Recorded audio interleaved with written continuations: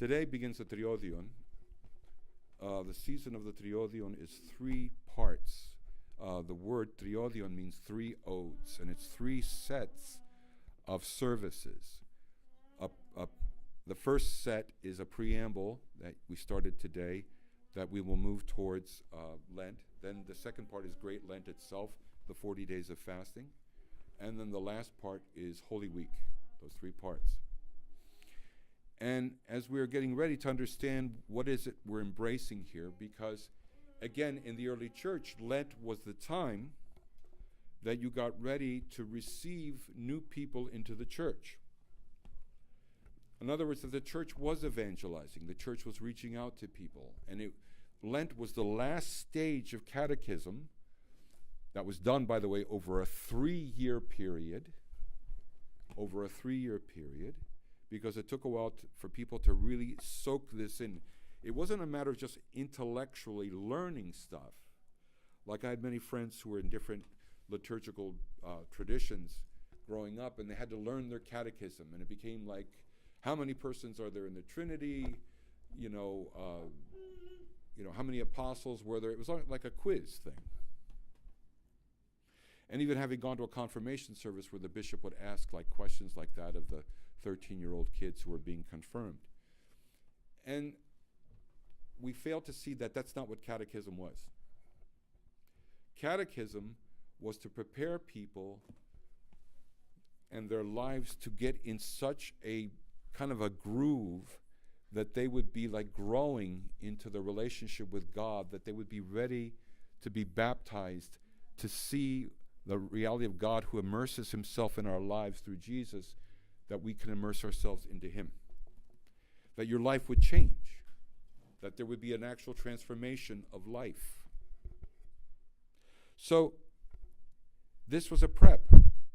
The first phase of the Triodion, we start now with the Pharisee and the tax collector. Very famous story. And it's very interesting to read the story and read it in the context of its Semitic frame of reference.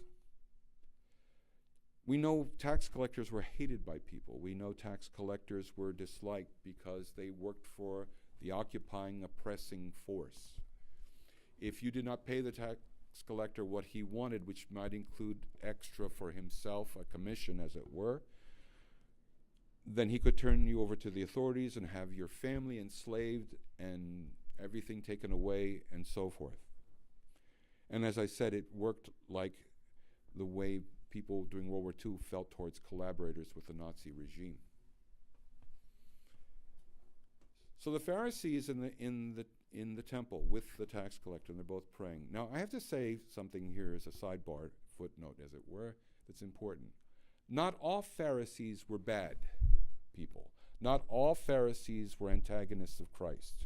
Even in Luke's gospel, many of the Pharisees are inviting him to their homes. They're trying to dialogue with him. They would have even felt themselves in sympathy with Jesus. And even to the point that Luke himself, since we're reading from his gospel, will point out at the end when Jesus is on trial, he does not mention the Pharisees, but only the temple authorities as the ones who had Jesus arrested and handed over to Pontius Pilate. So Pharisees are not all bad guys. And the other thing I think it's important to understand, this is interesting, if you really study it from a Jewish perspective, that the audience of Jesus would have been horrified to say that a tax collector was more righteous than a Pharisee. And I think it's important to understand the punch that this story has then in light of this. Remember how they're hated. So for Jesus to conclude the story that the tax collector is made righteous, and again, understand that the word righteous doesn't simply mean moral, ethical, living. It means living in such a way that you're back in a partnership with God working on his project of redeeming and recreating the world. See, we hear the story over and over again, and so forth, but not realize the jaws that would have dropped at this parable. in Jesus' time. Now, what the Pharisee says he does is good. The fact that he's not an extortioner. He's not one that just grabs out of greed and so on and so forth. He's not an adulterer. He's not stealing. He's not doing all those things. He fasts twice a week. And Jesus will point out about, in Matthew's gospel, that all those things, of course, you should be doing. I give 10% of my income. Gross. 10% of the gross, etc. So there's nothing wrong with what he says, and the fact that maybe his doing like that and living like that allows God's grace to be even more uncovered in such a way that it would attract the tax collector. However, the problem in his prayer is the temptation he seems to have, like somehow, I do this, almost as if he's the source of it. And he's not. But his doing that allowed for an environment that would invite the tax collector to somewhat be more open to God.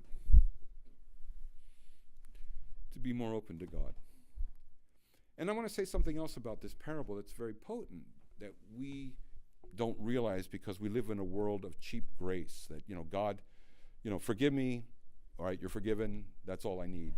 And I walk away, I have a stamp on a certificate that says I'm forgiven, as if we're going to stand at the judgment seat of Christ and show him our baptismal certificates, and so on and so forth. But the clear implication would have been from the parable that the tax collector's life would have changed. It would not have been the same. It would not have been the same.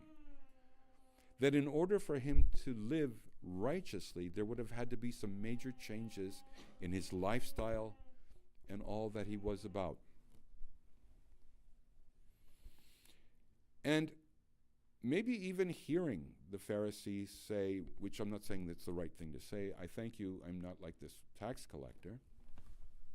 I'm not someone who will betray his people to the oppressor and do those kind of evil things. But at the same time, I think it's important to keep in mind that there are those kind of prayers in Judaism that are not necessarily being negative. They're simply making a statement in some ways, like, blessed are you, Lord our God, King of the universe. I thank you, you did not make me a woman, is one of the prayers.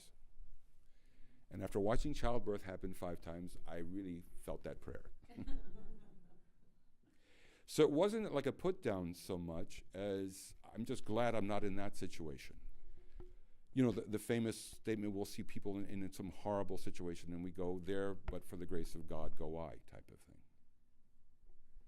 So maybe that's even how the tax collector heard it and realized that he was in a situation, and the fact for him even to go into the temple was a very potent statement. So I want us to hear the story in that kind of way, but also in the sense that we are to do things that provide an environment for God's grace to be uncovered, to draw other people into a lifestyle that is changing, a lifestyle that is transforming. As the epistle points out today, a lifestyle that is holy, a lifestyle that's holy.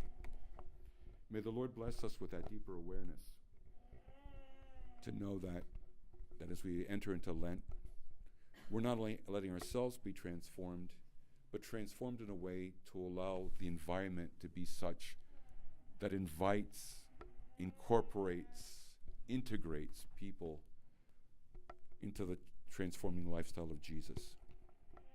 The Jesus who immersed himself in all our human realities, never by comparing himself, but by fully identifying himself with all of us, no matter how broken we are, to be transformed.